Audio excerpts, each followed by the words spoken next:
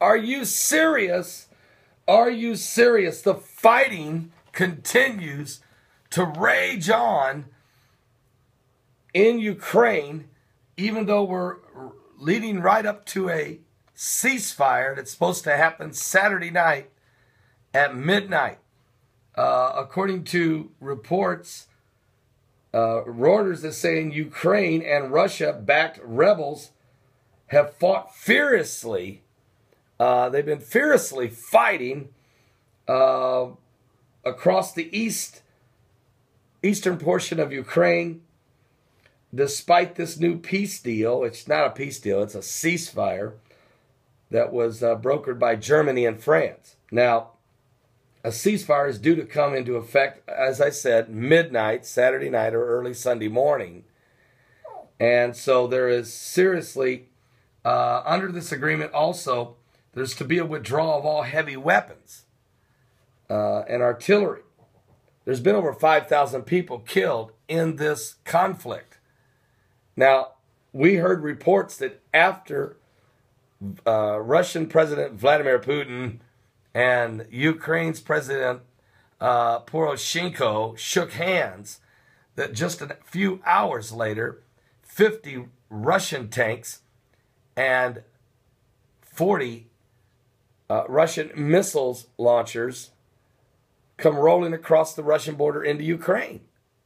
So, in other words, they should be pulling back. Everybody should be getting in position for a ceasefire and negotiations. But instead, they're raging in the fight. Both sides are advancing. And so do you really think this thing is going to hold? I don't think so. And so this is the situation we have. It is a situation that is out of control in Ukraine.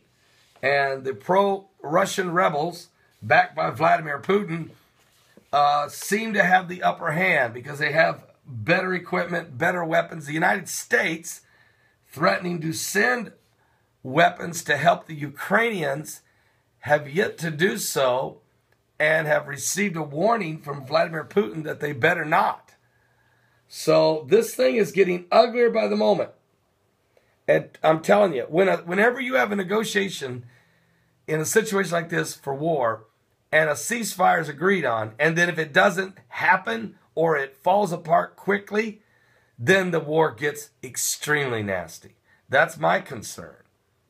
That is definitely my concern. So pray for the people in Ukraine. Over 5,000 people have died since Russia's invasion of Ukraine last March, and of course annexing of Crimea just in a couple months after that. Eastern Ukraine has been a very bloody situation, and I'm telling you now, we need to pray because we're so close with everything going on. And last thing we need is an American-Russian proxy war being fought in Ukraine, and Europe, Germany and France, Poland, everybody's sitting on the sideline not wanting anything to happen here. UK, definitely not wanting to get involved. Nobody wants to get involved. Nobody wants to fight Russia. I don't blame them. And at the same time, can people just sit back and let sovereign nations fall apart? Well, this is very disturbing, especially when you know that ISIS is on the prowl, taking all the ground they've been taking, and over there in the Middle East. So Israel's being surrounded closer and closer all the time by enemies, and Iran is still working on nukes. And believe it or not, that's the greatest threat of everything we've been talking about. So pray, please, for this situation in Ukraine, and prepare to meet the Lord. At some point, folks, you need to understand we are running out of time. We're literally living in the last days, and you're watching the events unfold that were prophesied in the Bible.